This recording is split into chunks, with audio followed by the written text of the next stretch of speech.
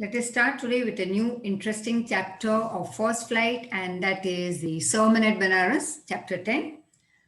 First of all, as the name itself over here, sermon, that's given over here, you should know first of all what is the meaning of it. Let's see whether it's a teaching or preaching, or is this something very different from talking to someone or giving a lecture? Can this word also be used in a negative way or as a joke? कि भाई ठीक है, बहुत ज़्यादा भाषण देने की ज़रूरत नहीं है, राइट? एज इन जैसे जोक की तरह, या कभी नेगेटिवली हम बता देते हैं like my mother's lecture about getting my work done on time, my God, blah blah blah blah blah.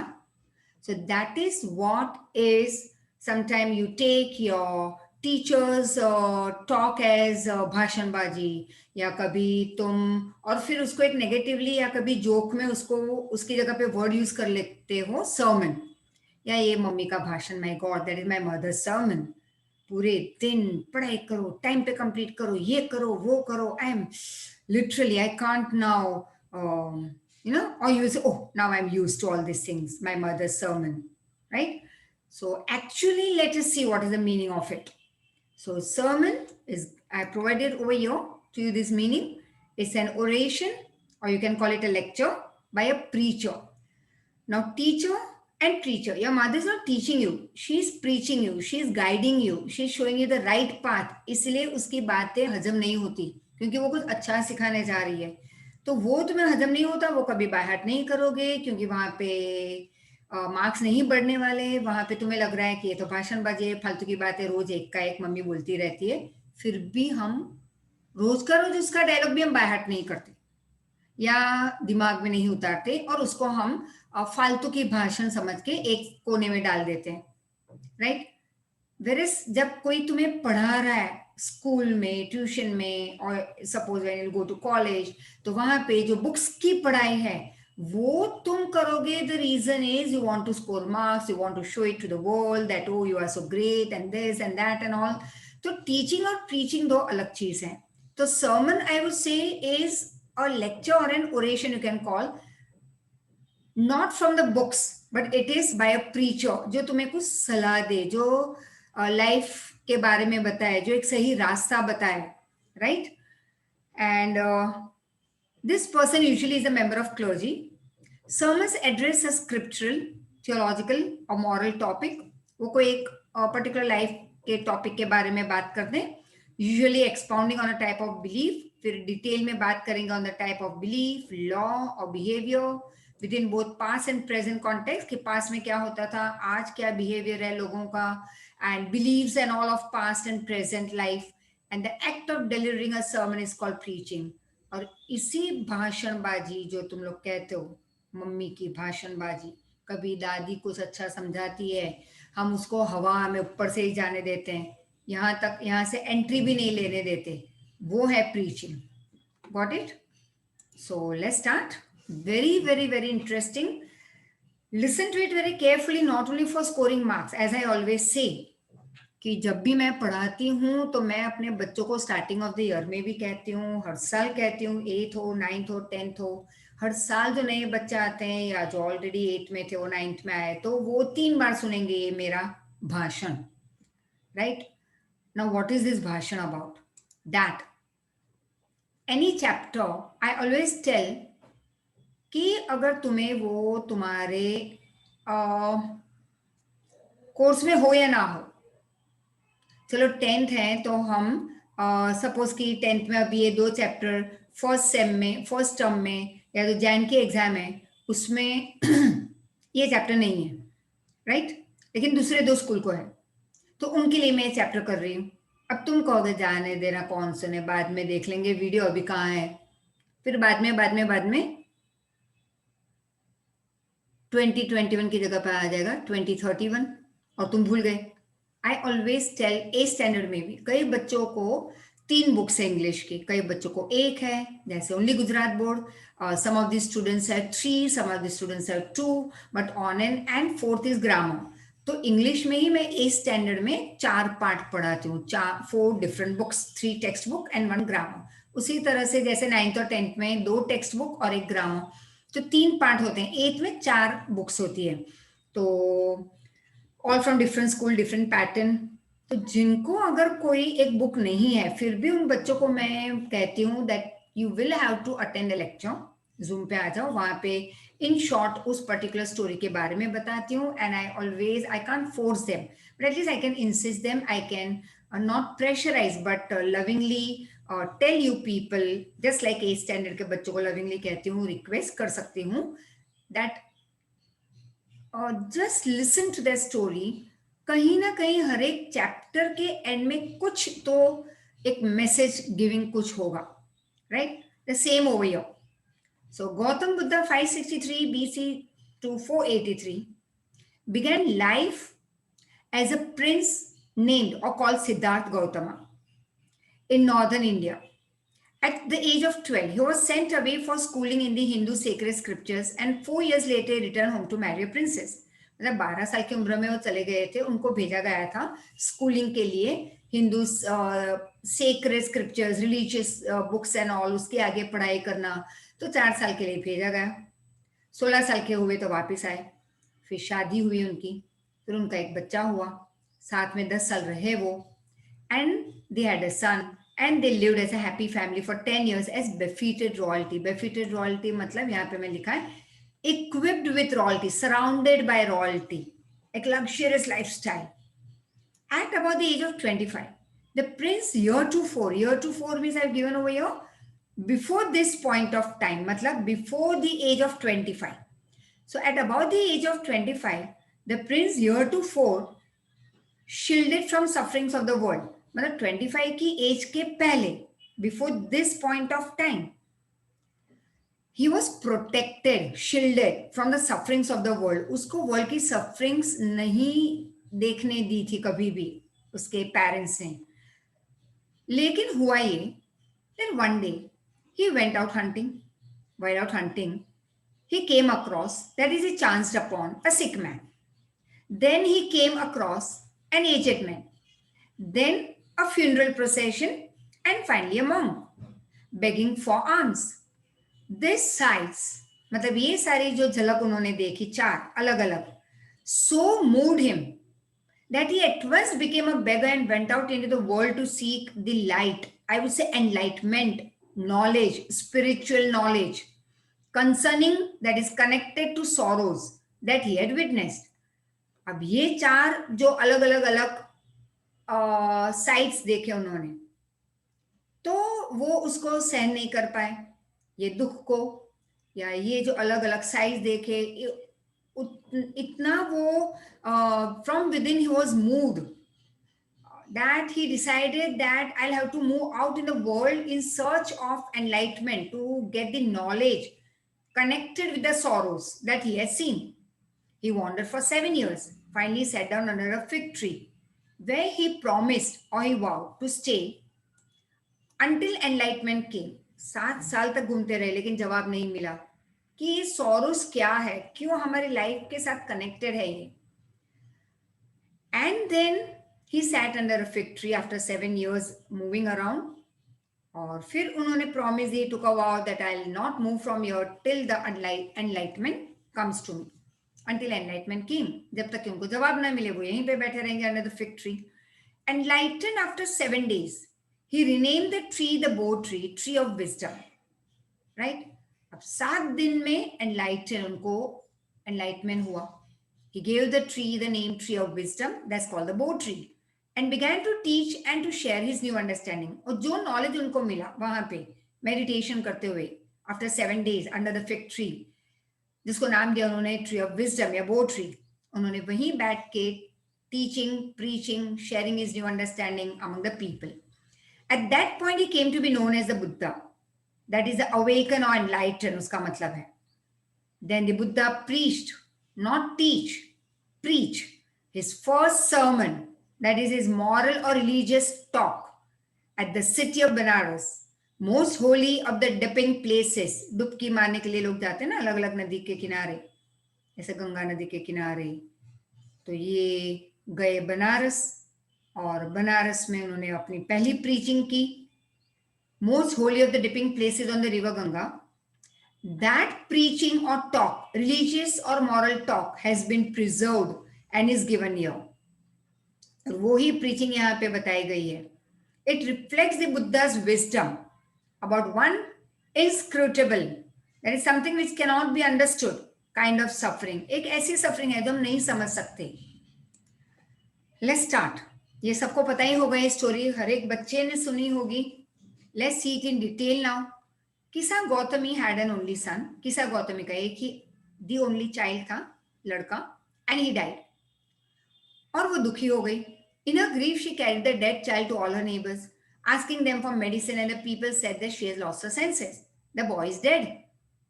At length, मतलब बहुत टाइम के बाद, किसा Gautami met a man who replied to her request. और एक आदमी बाद में मिला काफी टाइम के बाद, उन्होंने जवाब दिया, I can't give you, the मतलब you, medicine for your child, but I know a physician who can. लेकिन हाँ, एक फिजिशियन है जो तुम्हारे बच्चे के लिए दवाई दे सकते हैं. And the mother said, that's the girl said, pray tell me, sir, who is it? Please, please, pray tell me, matlab I request you, please tell me who is that physician. And the man replied, go to Salyamuni the Buddha. Kisa Gautami repaired to the Buddha. Repaired matlab went to Buddha and cried, Lord and Master, give me the medicine that will cure my boy.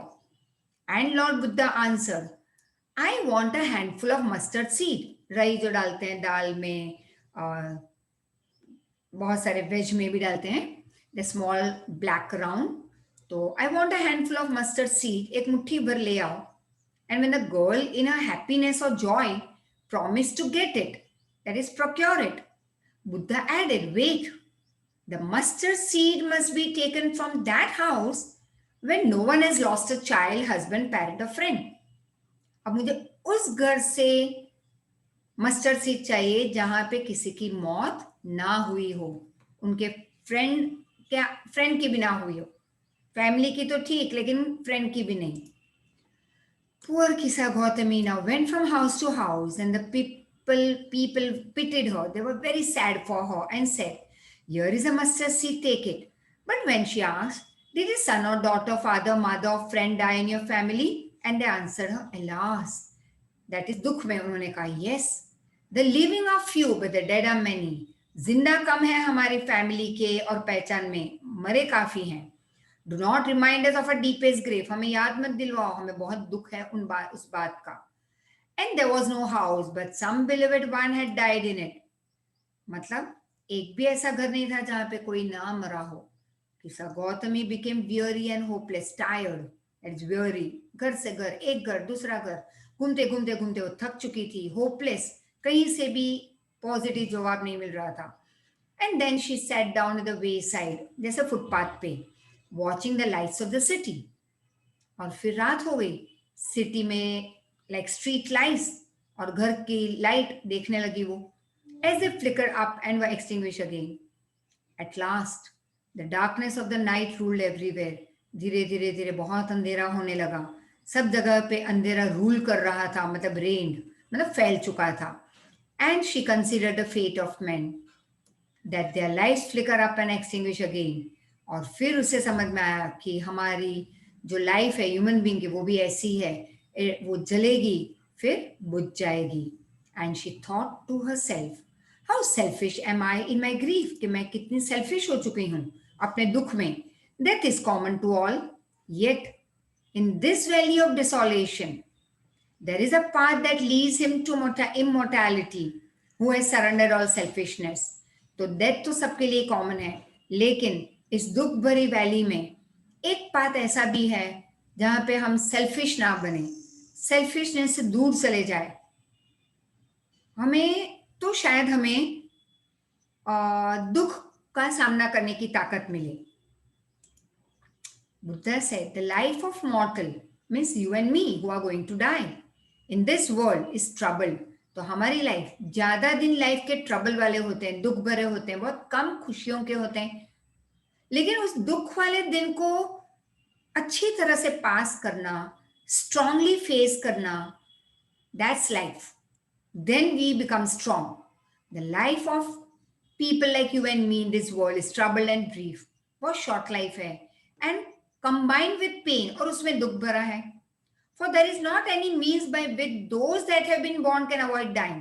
अब जो जन्मा है वो कुछ भी करके कुछ भी कर ले, मरना तो है ही. They can't avoid dying.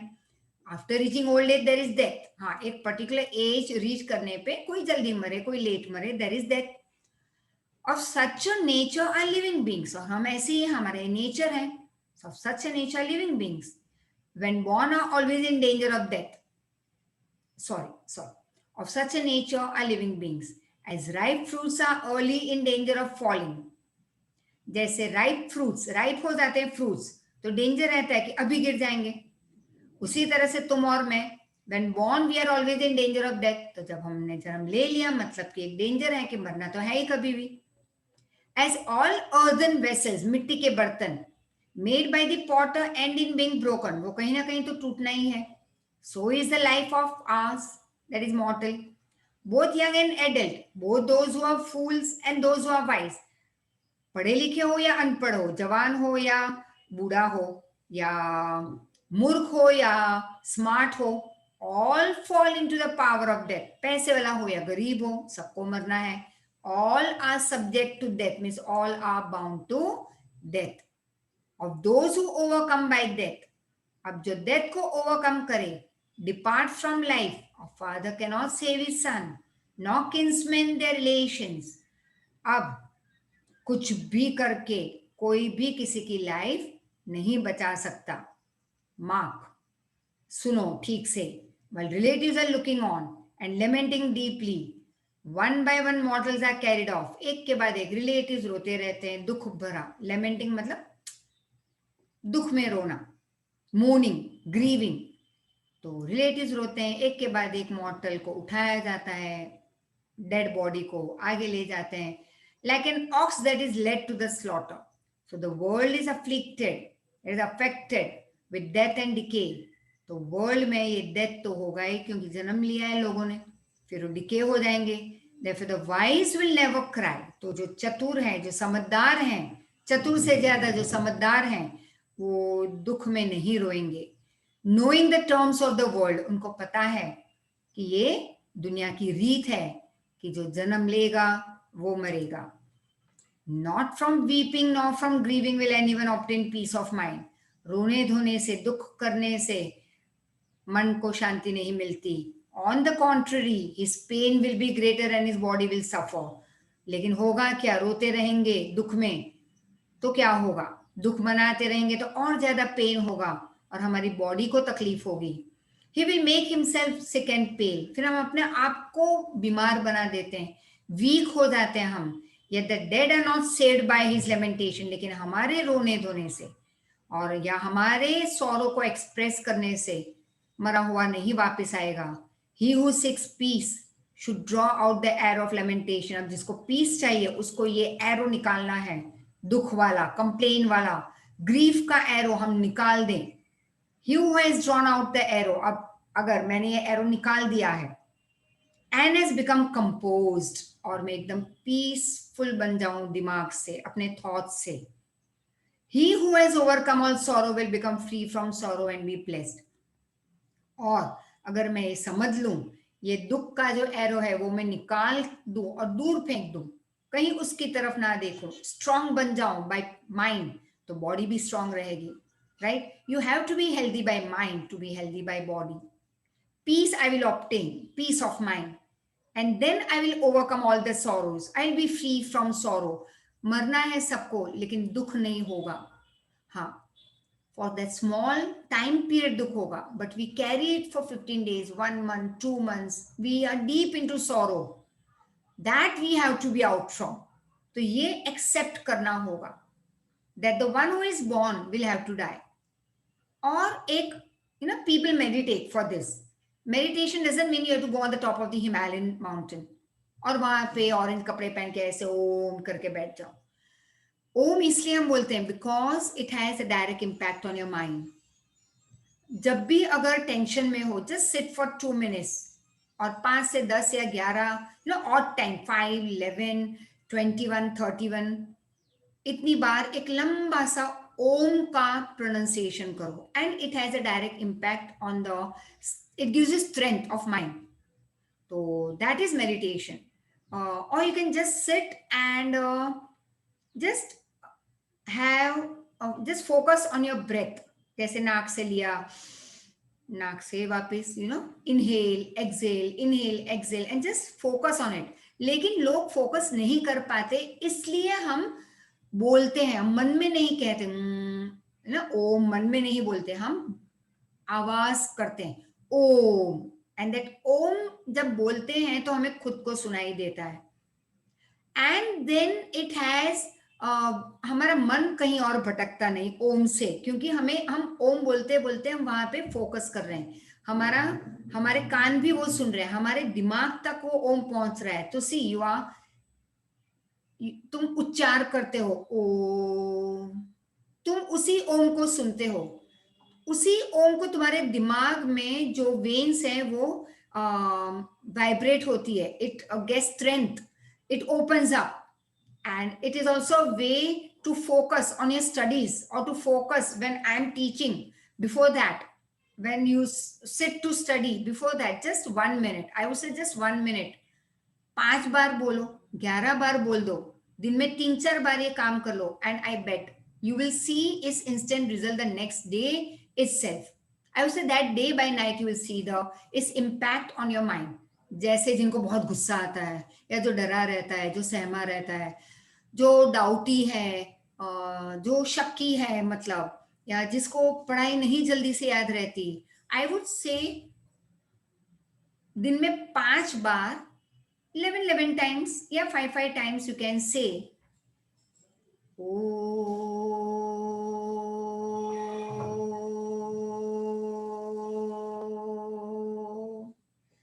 as long, at length, but inhale and then start. And the moment you try it, I bet रात को मुझे फोन करना. दिन में ये 5 बार अलग अलग टाइम पे कर लिया करो, but you have to sit alone in a room where there is peace, there is no one to disturb you, and it just takes a minute. तो दिन में 5 मिनट, एक मिनट तो निकाल ही सकोगे. 5 बार बोलना. आई would say 11 times is a better number to go for it. लेकिन अगर पहली बार कर रहे हो तो गो फॉर 5 टाइम्स, कल से 7 times, then 9 times, and then go to 11. और फिर तुम इतना to have this you will be greedy then, कि तुम उसको बढ़ा दोगे वो नंबर को अपने आप, because it helps you a lot. And I would say there was no one to tell us, or me especially, that this is what we have to do. कि भाई योगासन कर लो, प्राणायाम करो, ये करो, वो करो. And because it has a very good impact on your mind, और छोटे बच्चों पे इसकी असर बहुत जल्दी होती है. But it so happened that when I was in my first year college, and that was at Vilepale, Juhu, और वहीं पे कॉलेज थी हमारी. And I used to, and I saw somewhere that hoarding कि कहीं पे योगासन के क्लास चल रहे हैं at Santa Cruz. And today that you can have, Google search कर लेना, that particular yoga institute today is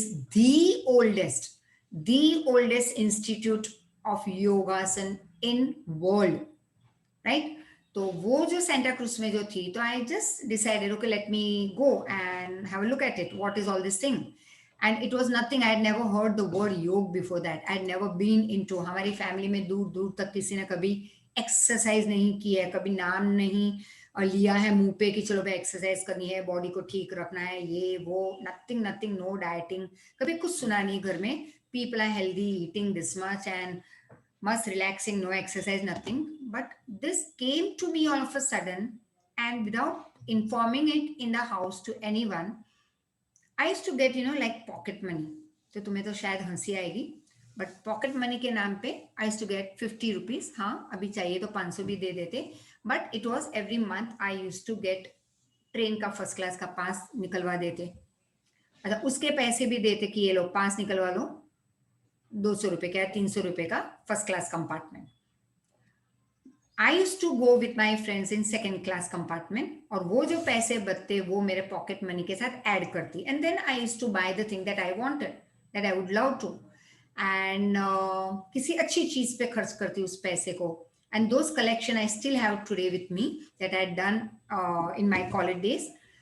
अब ये इस बार के पैसे मैंने यूज किए, हाँ खाने पीने में काफी यूज करती थी, लाइक वड़ा पाव.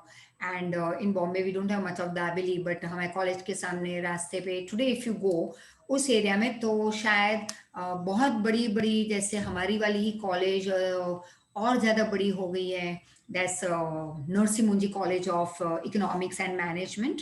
एंड उसी के सामने उसी का एक और एक बिल्डिंग स्टार्ट हो चुका है. It's very equal to your second after IIM I would से.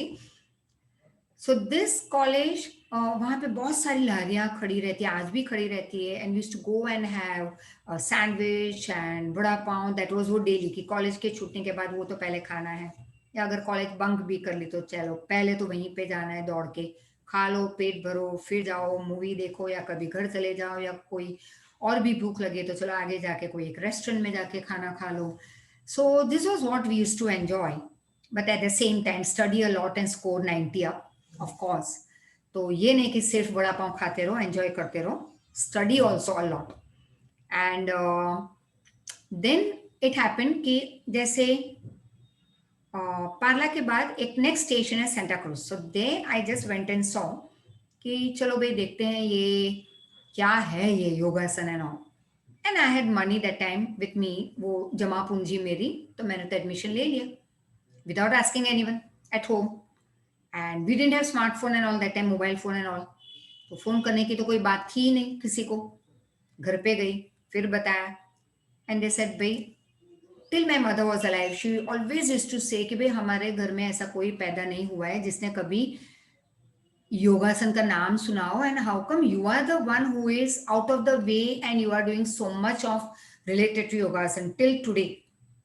तो इतने सालों में, हाँ कहीं पे बीच में ब्रेक आया था समवे कि भाई नहीं कर पा रही थी due to some reason like responsibilities and all. तो सुबह जैसे 5 बजे 4:30 बजे ट्यूशन के लिए निकल जाना, दोपहर को आना, फिर वापस 1 घंटे के बाद निकलो, रात को 9, 9:30, 10 बजे घर पे आओ. So that was my lifestyle in Ahmedabad.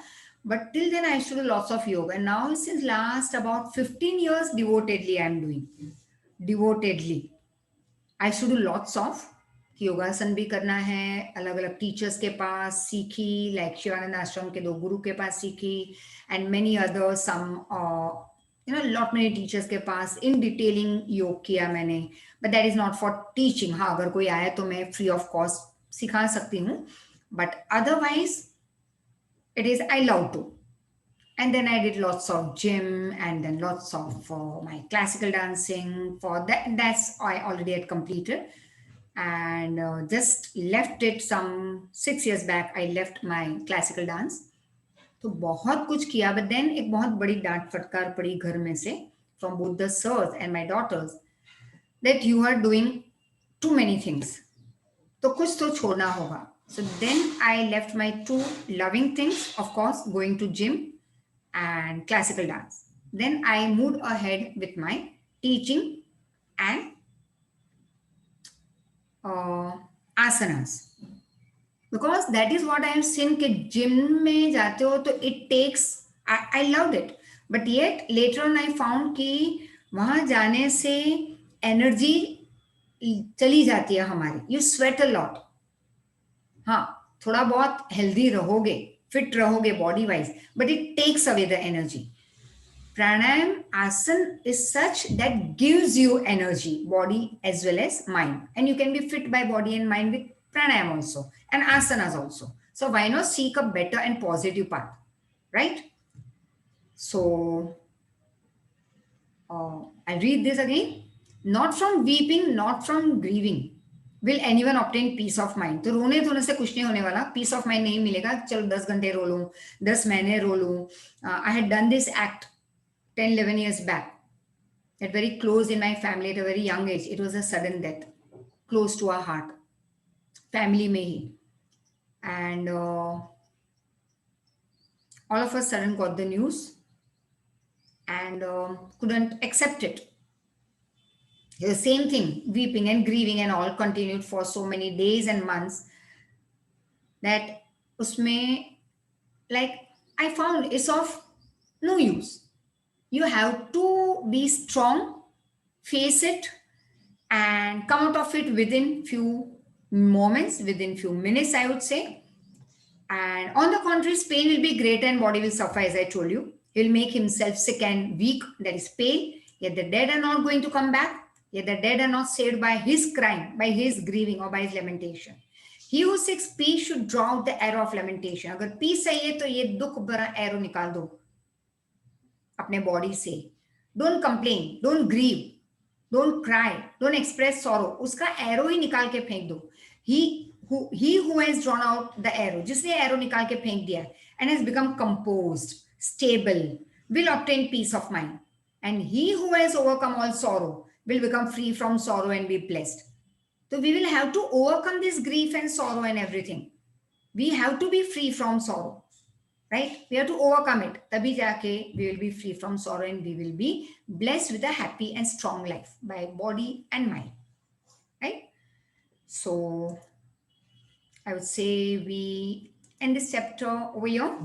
And there is something that is one more thing that I would say written over here, not over here, but it's in your book where you can just go through कि feelings of grief मतलब क्या है. तो book में यहाँ पे लिखा हुआ है सैडनेस है, लोग दुखी रहते हैं, गुस्सा दिखाते हैं, कभी कभी गिल्ट फीलिंग आ जाती है, सेल्फ अप्रोच या एंजाइटी एंड लोनलीनेस, फटीग मतलब tiredness, disbelief. All this are like अगर एकदम से किसी की लाइक सडन डेथ के बारे में सुनते हैं तो ये सारी चीजें कोई भी एक या दो हम फील करते हैं हमारी लाइफ में. These are the feelings of grief. So I would say be always happy and take care of yourself. See you very soon with the 20th chapter of course of SS. That will be the last chapter for your this year क्योंकि बाकी के जो 2-3 हमने नहीं किए हैं वो cut off हो चुके हैं और काफी जो हमने कर लिए हैं वो भी कट ऑफ हुए हैं. So that you all must be knowing. So one last chapter that is 20th I start from the next lecture onwards. ठीक है? So thank you so much. Take care.